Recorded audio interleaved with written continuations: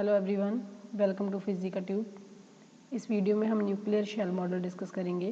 Previous video में हमने liquid drop model discuss करा था and liquid drop model has some limitations like it can not explain the nuclear spin और the magnetic moment and it is not able to explain the magic numbers. So कुछ जो drawbacks थे they were explained with the help of nuclear shell model. And ये जो model था it was proposed by Maria mayor and she receive Nobel prize for this in 1963। सो सबसे पहले जो है शेल मॉडल क्या है और इसका ये नाम जो है वो कहाँ से आया। Like in atomic physics when we talk about the atoms, तो एटम में क्या होता है कि सेंटर में न्यूक्लियस होता है and there are electrons revolving around the nucleus in different shells. तो वहाँ पे हम शेल्स एंड सब शेल्स की बात करते हैं। तो वही न्यूक्लियर फिजिक्स में यहाँ पे सिर्फ हम न्यूक्लियस की बात करेंगे। तो इट मीन्स कि न्यूक्लियस के अंदर भी वैसे ही शेल्स एंड सब शेल्स होते हैं। And if we treat the nucleus in the same way as the atom in atomic physics, तो एटम के अंदर क्या होता है कि इलेक्ट्रॉन्स जो हैं they are moving in a central potential, ठीक है, and this potential is called Coulomb potential. और एटम के अंदर हमें पता है कि फर्स्ट शेल में 2 इलेक्ट्रॉन आते हैं, नेक्स्ट में 8 होते हैं। ये आपको डिस्ट्रीब्यूशन पता होगी, 2 8 then 18 then next 18। So we can say कि ये जो नंबर हैं 2 देन 2 + 8 10 हो गया। नेक्स्ट शेल क्लोजर 10 पे हो जाता है, फिर 18 पे हो जाता है, 8 ऐड कर दो, फिर 18 ऐड कर दो, 36 पे हो जाता है shell closure and next shell closure occurs at 54 and so on. तो ये जो नंबर्स हैं these are the inert gases, जैसे यहाँ पे Z लिखा हुआ है। तो इनको हम एटॉमिक फिजिक्स में मैजिक नंबर बोलते हैं क्योंकि ये जो नंबर हैं they correspond to noble gases and noble gases are the inert gases, they are less reactive and we can see from the graph कि जो नोबल गैसेस होती हैं उनकी आयनाइजेशन एनर्जी जो है मैक्सिमम होती है। Means it is very difficult to extract an electron from the noble gas. So जैसे हम एटॉमिक फिजिक्स में हम ये शेल की बात कर रहे हैं और ये नंबर्स की बात कर रहे हैं, सिमिलरली हम न्यूक्लियर फिजिक्स में भी ऐसे नंबर्स की बात करेंगे। Those numbers are different from these atomic numbers जो एटॉमिक फिजिक्स के केस में आते हैं। बट वहाँ पे भी वही चीज़ होती है कि जिन जिन न्यूक्लियाई का नंबर जो है मैजिक नंबर के इक्वल हो जाता है they are more stable as compare to other nuclei. So हम यहाँ पे देख सकते हैं कि there were some evidence for the nuclear shell structure. तो ये जो नंबर हैं these are magic numbers for the nuclear physics. जो प्रीवियस हमने बात करी थी वो एटॉमिक फिजिक्स के लिए हैं। तो यहाँ पे जो भी न्यूक्लियस जो है जिनका एटॉमिक नंबर इन नंबर्स के इक्वल हो जाता है, मींस या तो उनमें number of neutrons equal to magic number हो जाएं या फिर number of protons equal to magic number हो जाएं या फिर दोनों इक्वल टू मैजिक नंबर हो जाएं। अगर दोनों मैजिक नंबर के इक्वल हो जाएं then that nucleus is called doubly magic and that is extra stable, ठीक है।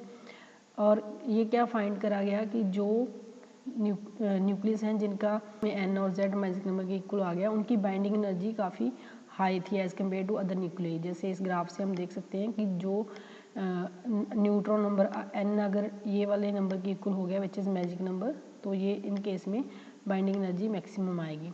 और दूसरा एविडेंस क्या था कि जो सेपरेशन एनर्जी थी for certain number of neutrons and protons जो मैजिक नंबर के इक्वल थे। सेपरेशन एनर्जी क्या होती है कि एक न्यूक्लियस में से न्यूट्रॉन या प्रोटॉन को सेपरेट या एक्सट्रैक्ट करना है तो उसके लिए जो एनर्जी लगेगी तो वो एनर्जी मैक्सिमम थी in the case when the neutron number is equal to the any of the atomic numbers, ठीक है। So this was the second evidence and the third evidence was the zero quadrupole movement. हमें पता है कि जो nucleus है which has spherical shape, it has quadrupole movement equal to 0 and it is stable. Similarly, the zero quadrupole movement was found for the nuclei whose atomic number or n is equal to magic number. Next point is the low neutron absorption cross section. जैसे इसमें graph में हम देख सकते हैं कि जब neutron number is equal to magic number तो उस केस में जो न्यूट्रॉन अब्जॉर्प्शन क्रॉस सेक्शन है that was found to be small. And fifth evidence is the abundance systematics. तो जो मैजिक नंबर न्यूक्लियाई हैं उनकी अबंडेंस जो है it is more as compare to the other nuclei, जैसे यहाँ पे इस ग्राफ से आप देख सकते हो, ठीक है। Then the next point is the energies of the excited state was higher than ground state for the magic number nuclei.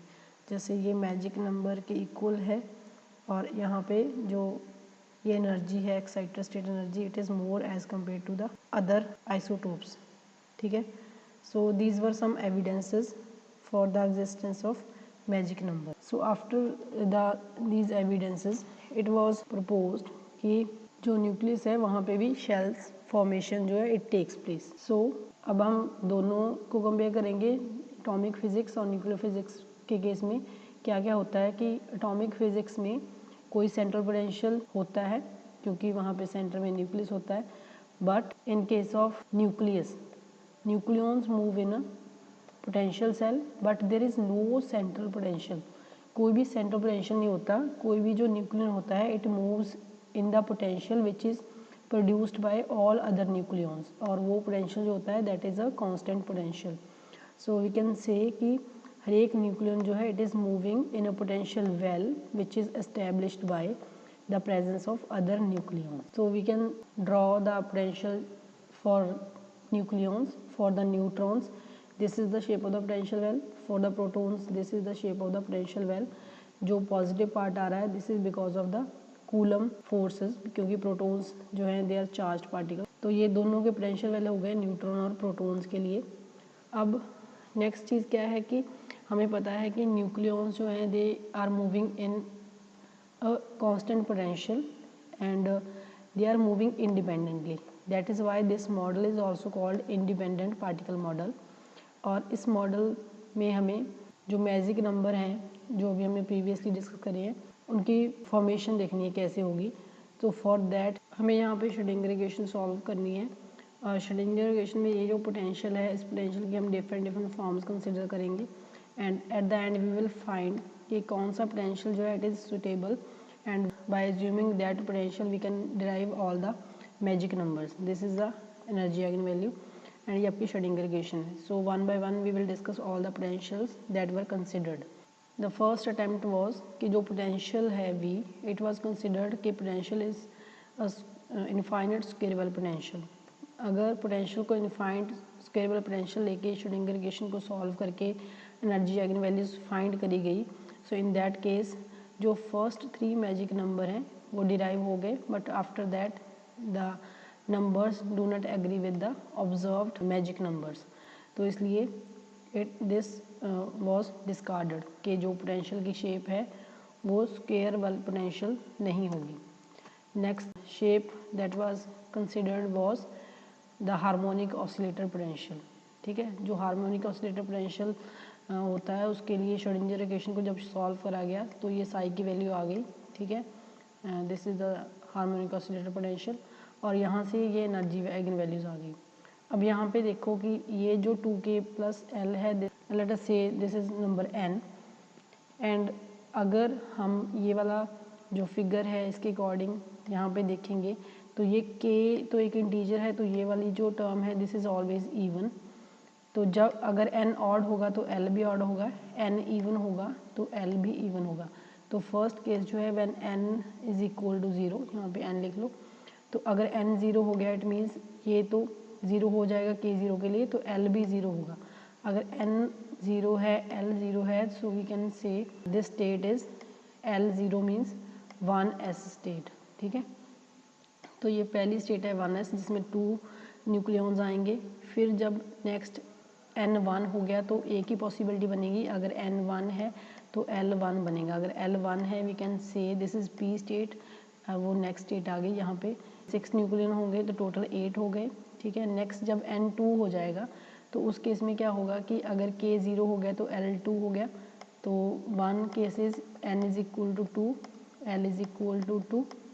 ठीक है, एंड सेकेंड केसेस अगर n 2 है तो उस केस में अगर L 0 हो जाए k 1 हो जाए फिर भी इक्वल हो जाएंगे दोनों केस, तो L 0 हो सकता है।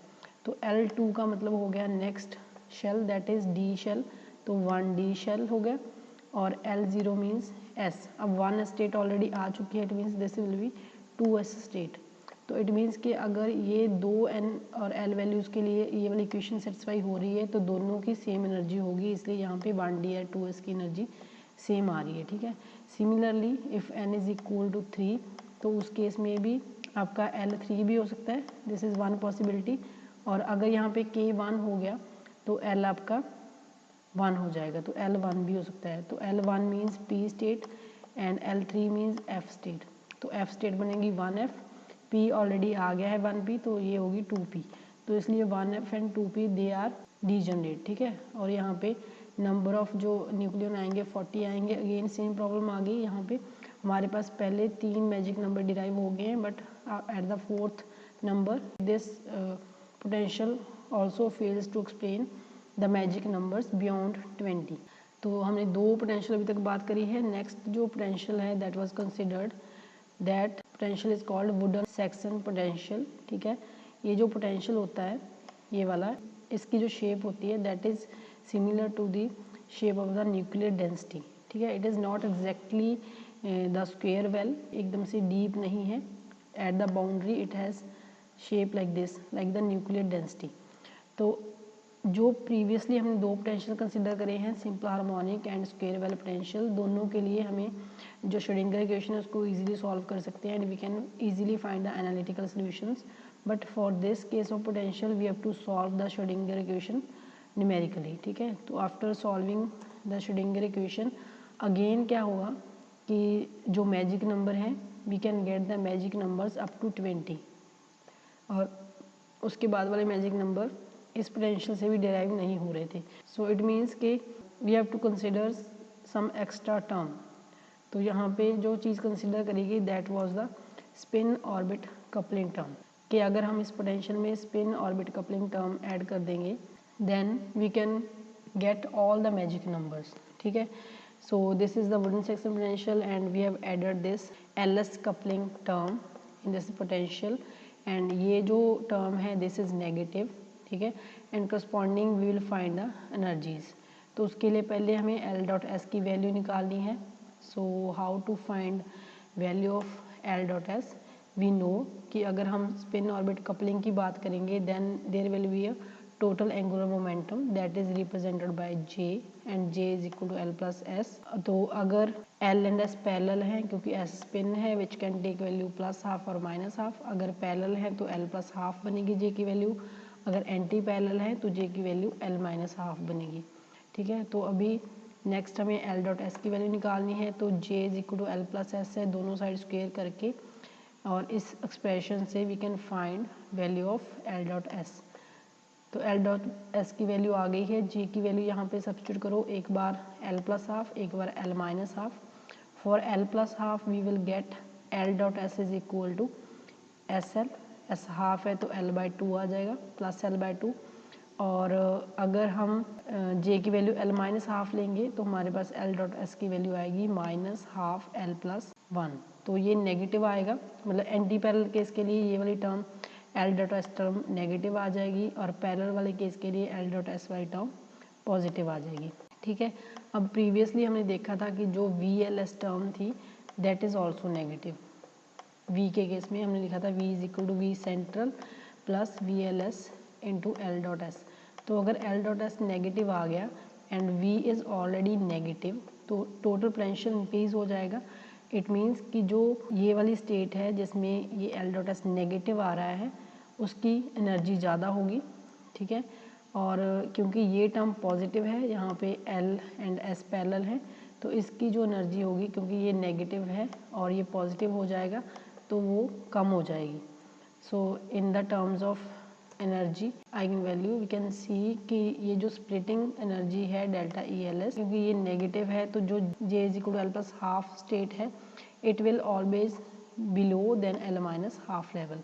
तो जो एंटी पैरेलल लेवल है वो ऊपर होगा, but this is opposite to the atomic physics case. Atomic physics में जब हम फाइन स्ट्रक्चर की बात करते हैं, if there is no spin orbit coupling we have these 2 states, and when there is spin orbit coupling that is called fine structure. तो वहाँ पे हमारा ये पी लेवल जो है स्प्लिट हो जाता है फर्दर 2 लेवल्स में। ये जो लोअर लेवल होता है यहाँ पे जे की वैल्यू देखो हाफ है, तो अगर जे की वैल्यू स्मॉल है तो उसकी एनर्जी स्मॉल होगी, और जे की वैल्यू लार्ज होगी तो स्टेट की एनर्जी लार्ज होगी। बट न्यूक्लियर फिजिक्स के केस में क्या हो रहा है, उल्टा हो रहा है कि जो P3/2 स्टेट है it will have less energy than P1/2 state. तो हम न्यूक्लियर फिजिक्स में इस स्प्लिटिंग को जब कंसिडर करेंगे तो हम लेवल्स में P3/2 नीचे लिखेंगे, P½ ऊपर लिखेंगे। Similarly for the other states अगर डी की बात करेंगे तो अगर D5/2 आएगा ये नीचे आएगा, D3/2 आएगा और ये ऊपर आ जाएगा। तो जिसकी जे वैल्यू स्मॉल होगी उसकी एनर्जी ज़्यादा होगी, ठीक है। तो ऐसे जब हम नेक्स्ट जाके स्प्लिटिंग के बाद सारी टर्म्स लिखेंगे so then you will see कि जो जे स्मॉलर है वो ऊपर से आएगी state, it will have more energy than the other state which have large value of G. तो इसको कंसिडर करने के बाद आप एक ये चीज़ देख लो, आपको स्पेक्ट्रोस्कोपिक नोटेशंस पता होनी चाहिए। तो अगर L0 है that is S state, L1 को हम P बोल देते हैं, L2 को D बोल देते हैं, जो एटॉमिक फिजिक्स में आती हैं सेम स्पेक्ट्रोस्कोपिक टर्म्स हैं। और L1 हो गया एंड S½ है तो P½ P3/2 ये 2 स्टेट्स बनेंगी। L2 है तो S½ है तो D5/2 D3/2 स्टेट्स बनेंगी, मीन्स डबल हो जाएगा, यहाँ पे डबलेट बन जाएगा, इस केस में भी डबलेट बनेगा। बट L अगर 0 है तो S½ है, so there will be only 1 state that is S½ तो यहाँ पे सिंगलेट होगा। तो अगर आपको ये स्पेक्ट्रोस्कोपिक टर्म्स वाली सारे कॉन्सेप्ट क्लियर हैं then you can easily understand the result of the shell model. तो यहाँ पे अगर LS कपलिंग नहीं है this is the energy states, यहाँ पे आप देख सकते हो कि ये दोनों। सो वी कैन सी कि जो फर्स्ट शेल क्लोजर होगा that will occur at this point, तो 2 आ गया magic number. Then next shell closure will occur at this point, degenerate हैं ये दोनों, डीजनरेट हैं and so on. And when we consider the LS coupling term these levels will further split. So you can see here कि ये S½ singlet term है, ये doublet हो गई है, यहाँ पे ये स्टेट लोअर एनर्जी की होगी, ये हायर एनर्जी होगी। सिमिलरली ये D5/2 will acquire the lower energy state and this will be the higher energy state. So ऐसे स्प्लिटिंग आप इसकी लिख सकते हो। और यहाँ पे पता है कि यहाँ पे 2 न्यूक्लियन आएंगे क्योंकि number of nucleon is equal to 2J+1, जितनी J की वैल्यू होगी +1 करेंगे तो नंबर ऑफ न्यूक्लियन आ जाएंगे। तो यहाँ पे 4 आ जाएंगे, यहाँ पे 2 आएंगे, फिर ये 6 हो जाएंगे फर्दर, ये 2 क्योंकि ये स्टेट्स डीजनरेट हैं, यहाँ पे गैप आ जाएगा, फिर नेक्स्ट 3 स्टेट्स डीजनरेट आएंगी, फिर गैप आएगा। तो उस हिसाब से हम देखेंगे अगर यहाँ पे नेक्स्ट शेल क्लोजर आ गया तो 2 + 4 + 2 8 हो गया, नेक्स्ट मैजिक नंबर आ गया। उसके बाद ये तीनों लेवल्स जो हैं दे आर क्लोजली स्पेस्ड, तो इनमें देखो यहाँ पे 6 न्यूक्लियन आएंगे, 2 आएंगे, 4 आएंगे, तो टोटल बन गए 20। So shell closure will occur at this point. And ये जो स्टेट है F7/2 this is the only 1 state, ठीक है, क्योंकि ये यहाँ पे भी एनर्जी गैप ज़्यादा है, यहाँ पे भी ज़्यादा गैप है, सो इसलिए यहाँ पे शेल क्लोजर होगा and we will get this number. And next shell closure will occur at this point and we will get the next magic number. So in this way if we consider the nucleons are moving in a potential whose shape is same as the wooden section potential, so then we are able to explain all the magic numbers. and अगर आपके पास shell model के basis के ऊपर question आता है तो वहाँ पे आपके पास number of protons and number of neutrons आपने देखने हैं इन द गिवन न्यूक्लियस। तो जो नंबर ऑफ प्रोटॉन्स होंगे किसी भी गिवन न्यूक्लियस में उसकी डिस्ट्रीब्यूशन जब आप करोगे तो जैसे प्रीवियस अभी जो मैंने फिगर शो करी थी उसमें 1s2 1 P3/2 ये नंबर ऑफ प्रोटॉन आ जाएंगे, इसमें 2 हो जाएंगे, इसमें 6। तो ऐसे करके आप ये कॉन्फ़िगरेशन लिखोगे, ठीक है। For the lighter nucleus it is easy to remember. तो ये जो डिस्ट्रीब्यूशन है ये इस स्टेट तक सेम होगी, उसके बाद थोड़ी चेंज हो जाएगी। यहाँ पे D5/2 आया है अगला, यहाँ पे G7/2 आएगा। तो आपको ये है H11/2, ठीक है, D3/2 है ये वाली। तो ये नेक्स्ट वाली चेंज हो जाएंगी प्रोटॉन्स और न्यूट्रॉन्स के लिए which you have to remember. तो अगर के बेसिस पे कोई क्वेश्चन ऐसे आए जिसमें आपके पास इवन न्यूक्लियस गिवन हो जैसे ऑक्सीजन है, यहाँ पे अब आपके पास 8 प्रोटॉन है, 8 न्यूट्रॉन है। सो जब आप इसका कॉन्फ़िगरेशन लिखेंगे तो व्हेन यहाँ पे 2 आ जाएंगे, 2 4 2, ठीक है। सिमिलरली न्यूट्रॉन के लिए भी 2 4 2 आएगा। It means the last proton goes in this state and last neutron goes in this state. दोनों में p स्टेट्स हैं तो l आ गया 1, ठीक है। और इवन के केस में जो j की वैल्यू आएगी that is always equal to 0। और इवन ऑड के केस में क्या आएगा, जो इवन नंबर है चाहे वो प्रोटॉन का हो चाहे न्यूट्रॉन का हो, ठीक है, that will not contribute to the angular momentum of the nucleus. जो ऑड होगा चाहे वो न्यूट्रॉन है प्रोटॉन है, उसका कॉन्फ़िगरेशन लिखेंगे जो लास्ट वाला अनपेयर्ड न्यूक्लियन, ठीक है। न्यूक्लियन में इसलिए बोल रही हूँ कि वो न्यूट्रॉन भी हो सकता है, प्रोटॉन भी हो सकता है। तो जो लास्ट अनपेयर्ड होगा that will give the value of l and वहाँ से ही आपके पास j की वैल्यू आएगी। तो j की वैल्यू यहाँ पे हाफ हो जाएगी। और एक आपको यहाँ पे पैरिटी भी पूछ लेते हैं। पैरिटी की वैल्यू ऑलवेज -1 पावर l होती है। तो जो आपका l आएगा, अगर l 1 है तो -1 आ गया, means the nucleus will have odd parity. यहाँ पे भी -1 ऑड पैरिटी आएगी। अगर l इवन है तो उस केस में ये +1 हो जाएगा। -1 पावर l करेंगे जब, तो वो आपके जो न्यूक्लियस है उसकी पैरिटी इवन हो जाएगी, ठीक है। सो इस हिसाब से इसके क्वेश्चंस आपको सॉल्व करने हैं।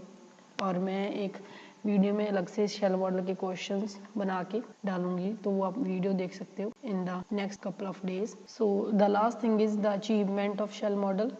अचीवमेंट सब क्या क्या हैं शेल मॉडल से? हमने मैजिक नंबर एक्सप्लेन करे, ठीक है। It explains the magnetic movement of nucleus, कुछ न्यूक्लियर को छोड़ के बाकियों के मैग्नेटिक मूवमेंट एक्सप्लेन कर सकता है।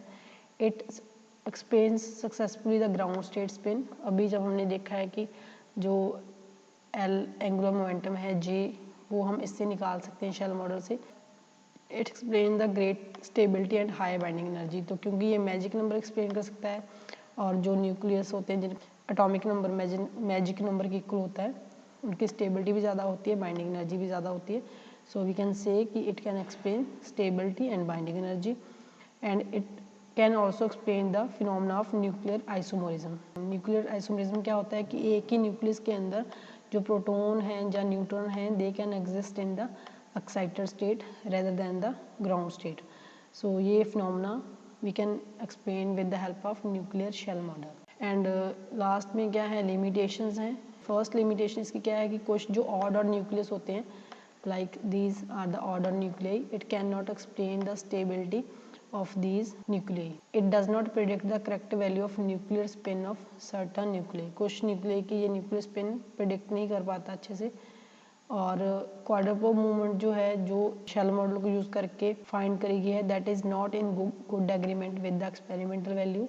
And similarly the magnetic movement is also showing some but deviation from the observed value. So that is all about the shell model. I hope you liked this video, and if so, please like, share and also subscribe my channel. Thank you.